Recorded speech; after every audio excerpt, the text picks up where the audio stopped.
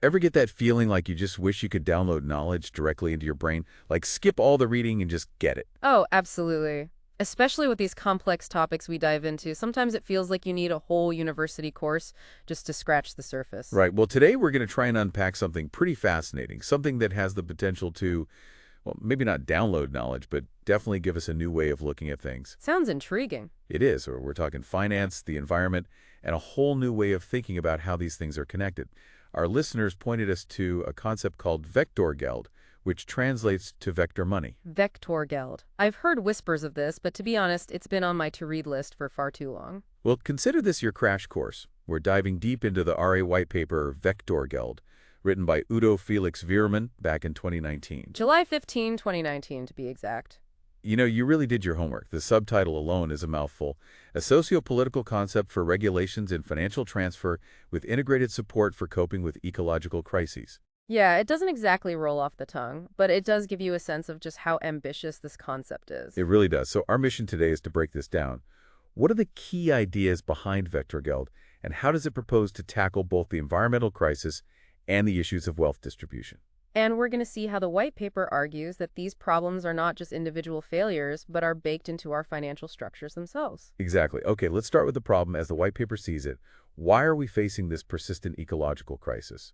What's the root cause? Well, the author makes a pretty bold claim. The ecological crisis is not just a series of mistakes or oversights.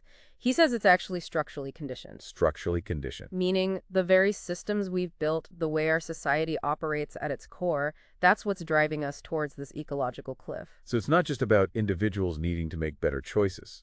He argues that, to a large extent, we already possess the knowledge to live sustainably, but often current structures and obligations, especially at the governmental level, are actually preventing us from putting that knowledge into practice. I see. So we're kind of trapped in a system that's pushing us in the wrong direction, even if we know better. Exactly. And the paper goes even further, suggesting that this systemic problem is also behind things like, well, the pursuit of resources and money and even war. So this isn't just about saving the planet. It's about addressing some of the most fundamental drivers of conflict and instability in the world. That's the argument, yes. Now, if the problem is systemic, does the white paper believe that more regulations will solve it? Well, that's where the author gets a little, shall we say, skeptical. He suggests that adding new regulations on top of the existing system might slow things down but won't fundamentally change the game. So it's like putting a Band-Aid on a broken bone. In a sense, yes. The white paper argues that the core issue is systemic money distribution. In other words, how money flows within our current system is actually part of the problem. It creates incentives that often prioritize profit over sustainability and equity. So we're stuck in a loop where the very way we handle money is making things worse. That's the core idea, and the white paper proposes that we need a radical shift in how we think about and structure our financial systems if we want to truly address these issues. Okay, I'm starting to see the challenge here, but before we jump into the solution, the white paper draws a really interesting analogy to, well, nature. Yes, this is where it gets fascinating. Think about a thriving ecosystem, a rainforest, a coral reef. These systems are incredibly complex, with countless species interacting in a delicate balance. They're resilient because of their diversity. Right, like if one species gets wiped out, others can fill the gap and the whole system doesn't collapse. Exactly, but when you prioritize just one thing, like maximizing productivity or output, you often lose that diversity. Think about a monoculture farm. It might be highly efficient at producing a single crop, but it's also incredibly vulnerable. A single disease or pest could wipe out the entire harvest. Okay, I could see where this is going. So how does this apply to our financial systems? The white paper suggests that our current financial system is kind of like that monoculture farm. It's optimized for a single goal, maximizing profit, and in doing so, it's become incredibly fragile and prone to crises. And this lack of diversity makes it less resilient, less able to adapt to changing conditions. Precisely. And just like a healthy ecosystem needs a variety of species to thrive, the white paper argues that a healthy financial system needs a diversity of currencies and institutions. This isn't about eliminating existing money, but about making sure that money serves its primary function, a medium of exchange. Not just a tool for saving or, as we see so often, speculation. Exactly, and that's where the concept of complementary currencies comes in. These are, as I understand it, currencies designed to operate alongside traditional money, right? Not to replace them, but to complement them. You got it. The white paper envisions them as parallel systems designed to better connect unused resources with unmet needs. Think of a local community with a lot of talented craftspeople, but not enough local demand for their goods. If everyone's using euros, those craftspeople might struggle to find buyers, even if their neighbors need their skills. Right, but a complementary currency could facilitate those exchanges within the community, allowing people to trade their skills and resources directly. And the paper points out that modern IT makes managing these parallel systems alongside our existing payment methods very feasible. So it's not about going back to bartering, but about using technology to create a more diverse and adaptable financial ecosystem. That's the idea. Now, the white paper also talks about the role of government in all of this. How can governments support this kind of financial diversity? Well, it highlights some really interesting research by Bernard Lietaer, Dr. Robert Uwanowitz, and Dr. Sally Gerner, specifically their work Wege zur Bewältigung systemischer Bankenkrisen, which translates to Ways to Overcome Systemic Banking Crises. That title sounds pretty relevant to our current situation, doesn't it? Indeed, it does. Their research suggests that governments could play a crucial role in fostering a more sustainable financial ecosystem by accepting carefully selected complementary currencies for the payment of certain taxes. So imagine being able to pay your local property taxes using a regional currency specifically designed to support businesses and initiatives in your area. Exactly. It would create a powerful incentive for people to engage with those local systems and help them thrive. But how would governments choose which currencies to accept? That's a great question. The paper acknowledges that this decision would involve both technical and political considerations. Technically, they'd need to evaluate a currency's stability, security features to prevent counterfeiting, and how well it functions. Politically, it would require making choices about which local initiatives and communities they want to support. So it wouldn't be a simple process, but it could potentially be very impactful. Okay, we've talked about the problem, the analogy to natural systems, the concept of complementary currencies, and a possible role for government. Now let's dive into the core of VectorGeld itself. What exactly is this regional system, this rule system? This is where the rubber meets the road, technologically speaking. The regional system is envisioned as a sophisticated platform for automating parts of our tax and financial transfer mechanisms. The paper compares it to, of all things, PayPal. PayPal, that seems like a bit of a jump. Well, bear with me. We all know how PayPal works. You make a transaction, they take a small fee for facilitating it. Right, they make their money by taking a cut of every transaction processed through their system.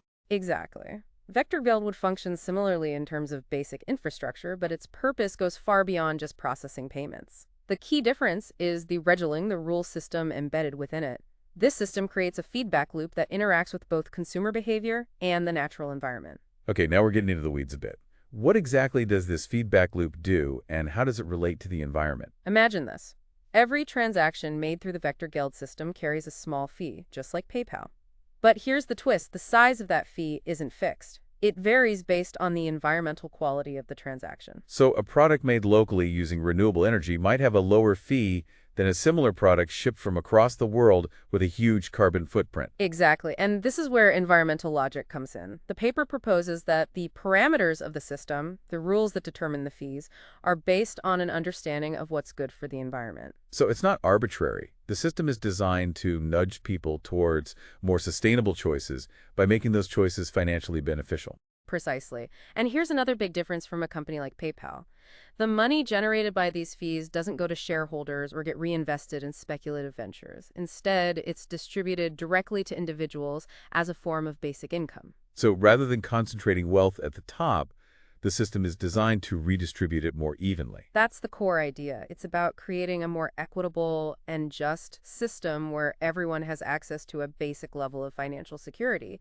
The white paper argues that this is essential for a sustainable future. Makes sense. Now, you mentioned that environmental and social parameters would influence these fees. Can you give us some concrete examples? Sure, the white paper lists things like the distance a product travels to reach the consumer. Shorter distances mean lower emissions.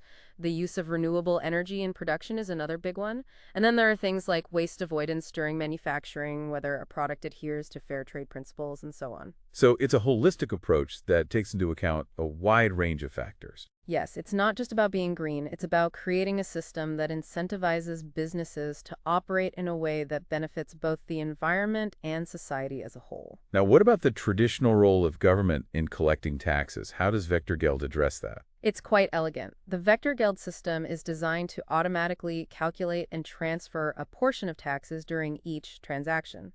So as money changes hands, a predetermined percentage is directed to the government. So it streamlines tax collection and makes it, dare I say, a bit more transparent? That's the idea, and the white paper also suggests two additional tax tools that could work really well within the Vector Guild framework. Oh, tell me more about these. The first is a local business tax using a professionally managed business-to-business or B2B complementary currency.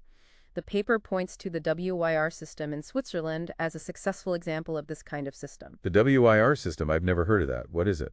It's been operating in Switzerland for decades. Basically, businesses within the WIR system extend credit to each other using their own currency, the WIR franc, allowing them to trade without relying solely on traditional banks and currencies. So it's like a self-contained economy within the larger Swiss economy. In a way, yes. And what's really interesting is that American econometric analysis actually credited the WIR system with helping to stabilize the Swiss economy during downturns.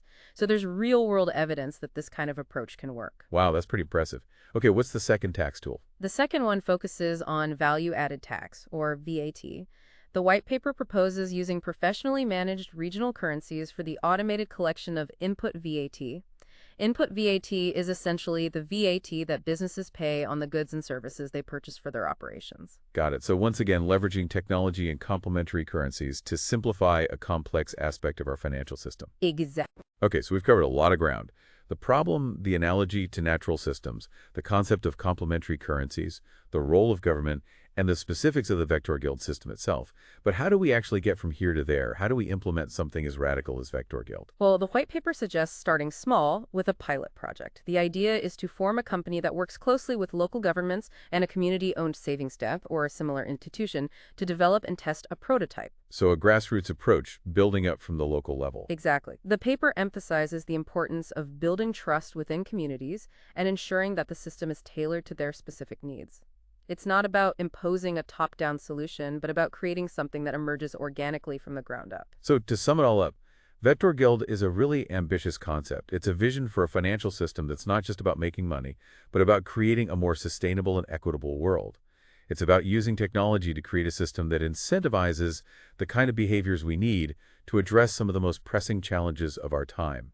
And it's not about completely scrapping everything we have. It's about integrating existing systems into a new framework with built-in feedback mechanisms that promote both environmental and social well-being. It's a lot to wrap your head around, but it's a really thought-provoking idea. And it makes me wonder, what other society problems could we tackle with this kind of systemic, feedback-driven approach? That's the question, isn't it? And it's one that deserves a lot more exploration. If we can reimagine our financial systems to address issues like environmental degradation and wealth inequality, what other possibilities might open up? Lots to think about. And that's what we hope our listeners will do. Take this information, dive into the white paper yourself, and let's keep this conversation going.